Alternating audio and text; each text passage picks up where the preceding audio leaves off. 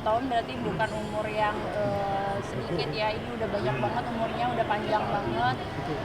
Sampai di titik ini sih aku cukup bangga banget sama Naga Suara, bangga banget karena Naga Suara nggak pernah berhenti untuk mengeluarkan karya-karya musik yang dicintai sama masyarakat gitu, dan sampai sekarang pun tetap ada karya yang memang ditunggu-tunggu sama masyarakat gitu ya. Alhamdulillah aku senang banget menjadi bagian dari Naga Suara.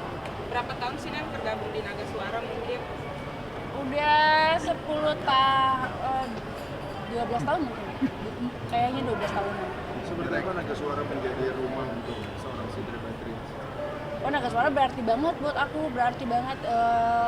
Dari awal aku masuk Naga Suara aja, Pak Rayo itu hebatnya, dia terima aku apa adanya dengan rambut aku yang panjang banget, terus aku yang masih masih ke desa-desaan gitu ya, pakaian aku yang udah acak kadul banget, yang norak abis gitu, tapi Naga Suara mau terima aku gitu. Khususnya Pak Rahayu mau terima aku apa adanya aku gitu, jadi dia ya udah kalau kamu yang kayak gini udah kayak gini, dan itu sangat berarti buat aku, dan itu masih dikenang sama aku sampai sekarang. Makanya aku nggak pernah tega untuk ninggalin Naga Suara gitu, nggak pernah tega untuk ninggalin Naga Suara karena emang Naga Suara banyak banget jasanya untuk kehidupan perkembangan kamu sehingga kamu menjadi yang sekarang. Itu jatuhnya menurut aku, karena emang Naga Suara itu semuanya paket komplit buat aku, jadi apa yang ketika aku membutuhkan mereka, ya mereka selalu ada buat aku gitu. Pas ini ada pencapaian apa lagi nggak sih? Pencapaian yang pasti kan karena aku penyenyong ya, pencapaian pasti ya dari lagu aja sih gitu. Pengen punya karya lagi yang memang disukain sama orang banyak. Bicara besok akan ke Korea. Wah, jangan dibahas tuh, malu. Kenapa nih? Kan itu prestasi. Sana akhirnya apa sih nyanyi sedikit. Iya, malu gue.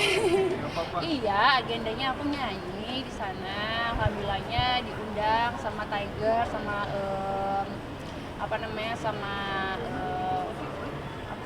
punya acara di Korea lah gitu. Ya gitulah gitu. Alhamdulillah. Ini pertama kali debat di Korea Pencapaian.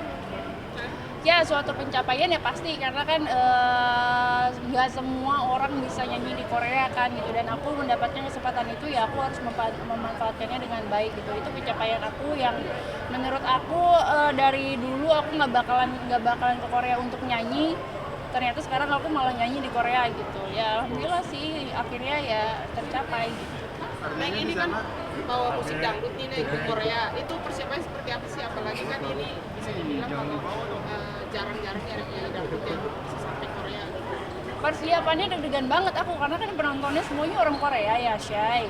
Ya, terus mereka kan pasti ya nggak ngerti bahasa kita kan gitu. Jadi ya aku deg-degannya tuh aku harus bisa, walaupun mereka nggak memberatkan aku untuk bahasa Inggris, walaupun mereka nggak memberatkan aku untuk bahasa Korea, jadi mereka tuh kayak ya udah bahasa kamu aja gitu. Cuma aku di sini kayak nggak mungkin dong, masa aku nggak sama sekali nggak mengeluarkan kata-kata yang memang universal gitu kan. Dan itu yang sampai sekarang ya aku harus ngomong apa ya nanti di sana.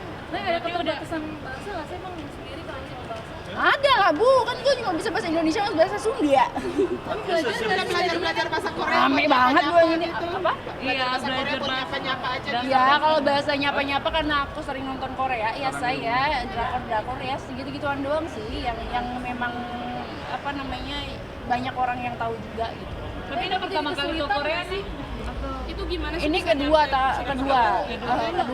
Kalau yang pertama kan kemarin aku liburan sama Chris kan. Kalau yang ini aku kerja.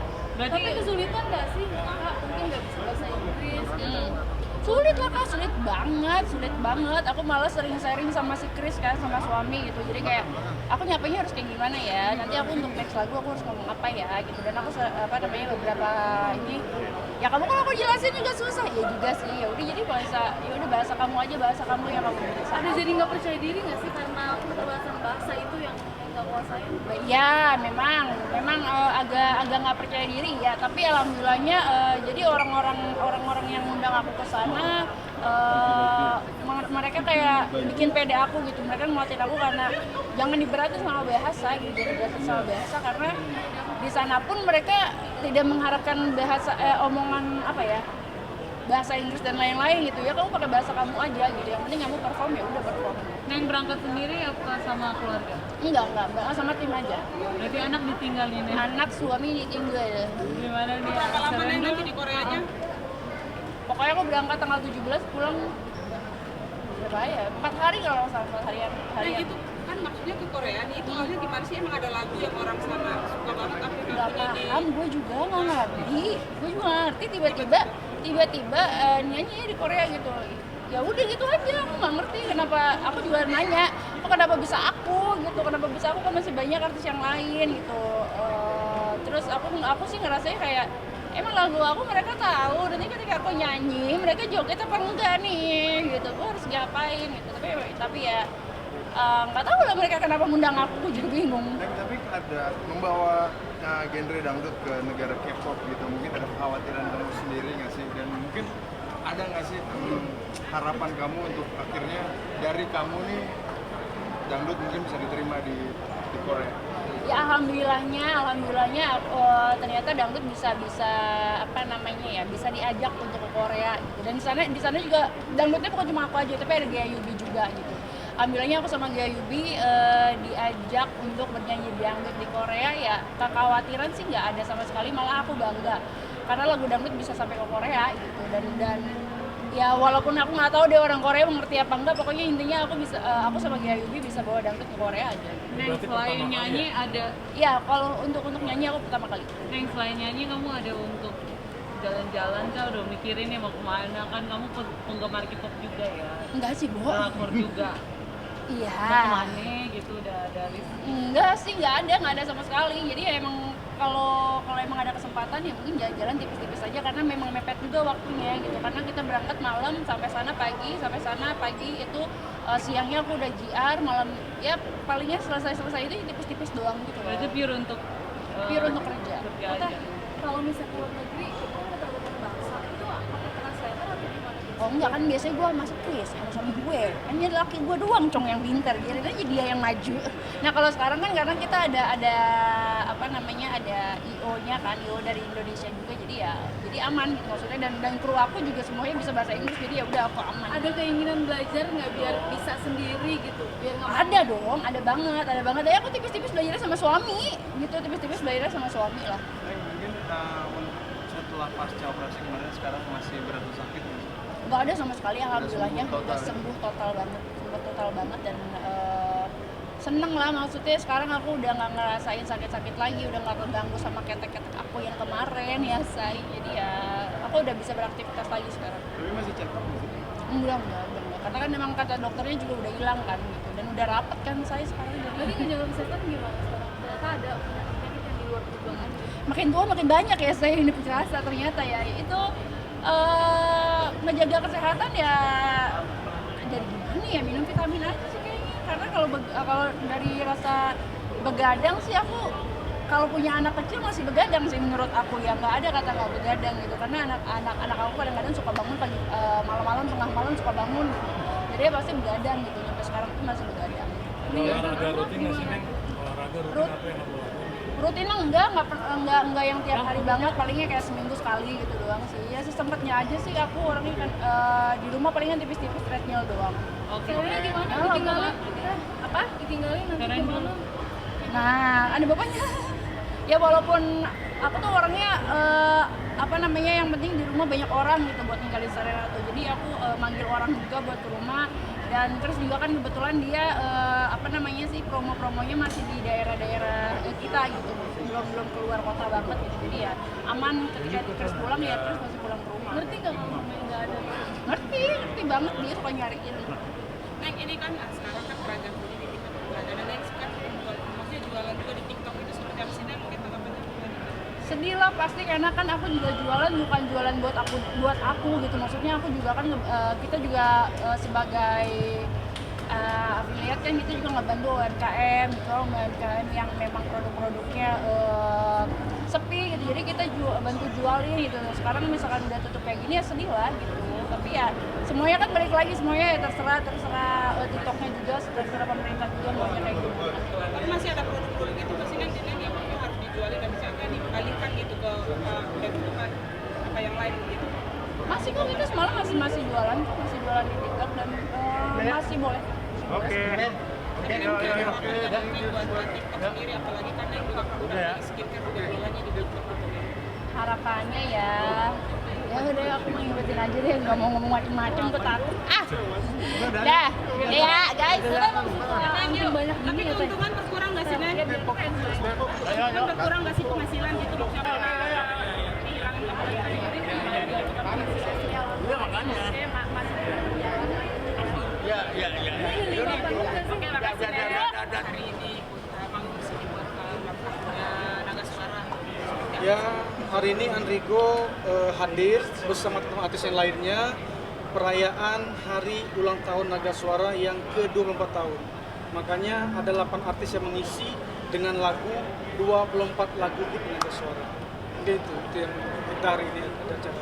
Lihat Naga Suara yang sudah 24 tahun seperti apa, Bang? Wah, bahagia dan bangga menjadi bagian dari Naga Suara. Alhamdulillah Naga Suara selalu berkibar, lalu selalu menjadi rumah kreatif, rumah industri bagi kita musisi yang menjadi lahan rezeki bagi kita semua. Jadi Andrigo sangat terima kasih juga bahwa dari 2014 sampai sekarang Andrigo masih dipercayakan oleh Naga Suara terus produktif mengeluarkan lagu-lagu karya-karya bersama Naga Suara. Menjadi bagian dari Naga Suara juga nih, mungkin suka dukanya seperti apa sih, karir mungkin juga di Naga Suara seperti apa sih? Iya, kalau dukanya udah pasti bagaimana kita berjuang. Jadi Naga Suara itu konsepnya walaupun kita punya manajemen, punya label, artis harus inisiatif, harus kreatif. Bagaimana dia bisa mengolah dirinya, kemampuannya secara bernyanyi atau media sosial sebagainya. Itu jadi kita tidak di luar saja berjuang. Di Naga Suara pun kita sesama artis itu berjuang, tapi bukan gondok-gondok dan sebagainya, tapi berjuang siapa yang paling bisa, paling bagus, paling cepat, paling mantap karyanya, paling bisa menarik perhatian orang, terutama tim manajemen Naga Suara, gitu dia. Kalau sukanya adalah paling tidak hari ini dengan Andrigo bergabung Naga Suara, orang-orang di kampung, teman-teman tahu kalau kita ini salah satu penyanyi Naga Suara yang dengan karya-karya kita selalu produktif, selalu mempersembahkan lagu-lagu nomor-nomor cantik bagi penikmat musik Indonesia. Hari ini bawa lagu apa aja? Hari ini Andrigo bawa lagu Isabella. Jadi Isabella itu Andrigo dapat izin dari Malaysia untuk merilis dan sudah dirilis 2019. Kemudian Pacar Selingan. Pacar Selingan ini memang salah satu lagu hit, lagu pertama Andrigo Naga Suara yang sekarang sudah 9 juta penonton di YouTube, alhamdulillah. Yang ketiga lagunya Tes DNA. Tes DNA itu dunia nyata aja. Gitu. Bang, ini terkait tes DNA kan kabarnya juga kemarin Bang Andri sempat berpolemik terkait tes DNA anak ya. Iya. Mungkin sekarang seperti apa sih Bang itu update-nya, perkembangannya? Ya, update-nya tadi malam saya komunikasi juga sama Mas Densu, saya komunikasi masalah karena tepat tanggal 26 hari ini kita punya kesepakatan apakah Andrigo akan tes DNA atau tidak. Dengan catatan bahwa pihak perempuan tidak keluar, tidak aneh-aneh calling down dulu menjelang 26. Tapi yang sangat kita sayangkan menjelang 26 itu di media sosialnya memosting foto-foto saya, video-video saya diambil, diposting dengan bahasa-bahasa yang provokasi saya lihat, sehingga orang tetap saja tidak melihat sisi baik, sisi yang benar yang Andrigo jelaskan. Jadi bisa saja kalau saya ingin membatalkan tes DNA tak ada masalah karena tidak ada komitmen. Bahkan Mas Denny sudah mengingatkan bahwa tolong komitmen dengan kata-kata, tapi nyatanya dia tidak komitmen. Makanya kalaupun nanti tidak terjadi tes DNA, mau lakukan upaya hukum silakan, kita siap. Dan saya barusan mendapat secara resmi keputusan dari KPAI bahwa laporan dia di KPAI ditutup, dihentikan secara resmi oleh KPAI hari ini. Barusan saya dapat WA-nya. Dan ini alhamdulillah berarti secara hukum ada satu hal yang tidak bisa dia buktikan. Jadi ini update-nya begitu. Tapi tuh Bang Denny Sumargo itu guna untuk apa Bang?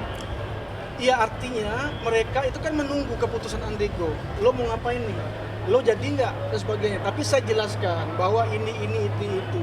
Bahkan di media-media 2017 dia menyampaikan dia sudah melahirkan anaknya tapi dia belum pernah menikah.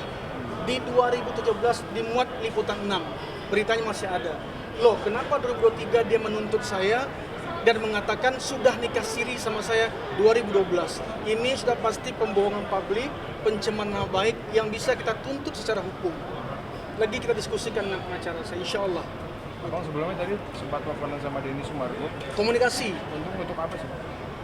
karena keputusan kan tanggal 26 ini. Apakah saya akan tes DNA atau tidak? Dan Denny Sumargo kan berkomitmen ingin membiayai tes DNA-nya. Kan begitu, makanya ditanya tuh. Nah, alhamdulillah, tapi saya sudah jelaskan. Nah, sekarang kita lagi cari bagaimana cara kita ini untuk berkomunikasi dengan pihak perempuan gitu loh. Artinya saya tidak takut tes DNA, tapi kenapa yang saya sayangkan, kita ini kok melanggar komitmen yang kita lakukan bersama. Kan ada di podcast Mas Denny, kita sampaikan. Nah, ini saya rasa saya merasa dicecar terus gitu, diserang terus dengan media sosial dan sebagainya. Padahal saya nggak ngapa-ngapain. Orang saya live di sosial saya tentang hal-hal lain kok gitu sebenarnya. Artinya hari ini batal lalu akan diganti tanggal lain? Tadi saya nunggu pengacara saya katanya mau kesini, tapi nggak tahu lah. Yang jelas kalau pribadi saya, kalau memang kita harus tes DNA, ya udah nggak masalah gitu loh. Nah, tapi apa komitmen dia setelah dia melanggar komitmen yang telah kita lakukan selama ini gitu loh. Ini jadi jangan sampai orang berpikir Andrigo akal-akalin saja, berbelit-belit, nyatanya dia mengelak. Jadi jangan sampai ini saya menduga bahwa ada ketakutan pihak perempuan jika terjadi tes DNA. Bisa saja bukan anak saya, benar nggak? Karena dia memainkan cerita itu gitu loh. Itu yang saya lihat. Terus seperti itu Mas. Cuma terakhir nih mungkin. Andai kata tes DNA akhirnya menyatakan anak itu bukan anak abang, akan ada upaya hukum selanjutnya? Melaporkan mungkin? Oh udah pasti. Artinya kan selama ini banyak hal-hal negatif yang orang lihat, yang orang dengar. Ini kan pencemaran nama baik. Artinya saya sudah bilang, silakan kamu minta maaf di media bahwa kamu berbohong. Tapi dia nggak mau. Kalau dia nggak mau minta maaf, tes DNA terjadi, itu bukan anak saya, kita lakukan upaya hukum, kita akan tuntut balik dia. Pencemaran nama baik, perbuatan tidak menyenangkan, dan berita bohong. Begitu Mas. Bang, satu lagi Bang, mungkin kerugian sejauh ini apa sih Bang yang dialami dengan dia posting-posting di Ya udah pasti kerugiannya banyak sekali. Orang yang mengundang kita nggak jadi, takut ibu-ibu marah sama kita dan sebagainya. Kemudian kita ini pengen jualan karya dan sebagainya, orang tidak merespon karya, tapi orang meresponnya kasus kita gitu loh. Saya kalau posting di sosial tentang karya nggak ada viewersnya. Tapi kalau tentang kasus kita posting 5.000, 13.000 langsung hanya hitungan menit saja. Artinya ini sudah kerugian yang saya hadapi dengan kasus ini. Artinya dia mampu memainkan cerita-cerita bohong dengan tetesan air mata, dengan tangisan sehingga orang terpengaruh. Jadi saya sampaikan sekali lagi, kadang-kadang orang membenci kita, orang menghujat kita bukan karena kita buruk, tapi ada mulut orang yang tidak bertanggung jawab di luar sana menceritakan kejelekan kita sehingga orang-orang yang nggak tahu benarnya termakan asutan lalu menjelekkan kita. Ini sebenarnya yang perlu kita luruskan nantinya, insya Allah. Oke. Terima kasih. Thank you, Bang.